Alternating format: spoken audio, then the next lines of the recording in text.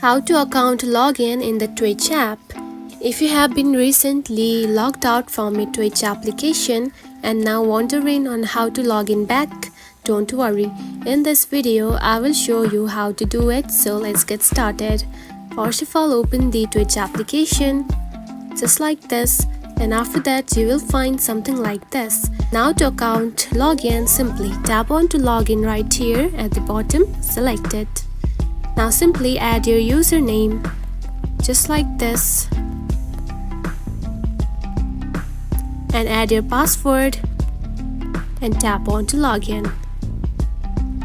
Now if it asks for the code, simply add the code that have been sent on your Gmail, just like this, and tap on to submit.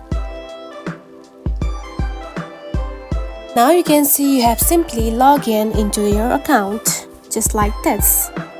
And that's it. This is how you can account login into the Twitch app. If you found this video helpful, don't forget to like and subscribe for more tips. Thanks for watching.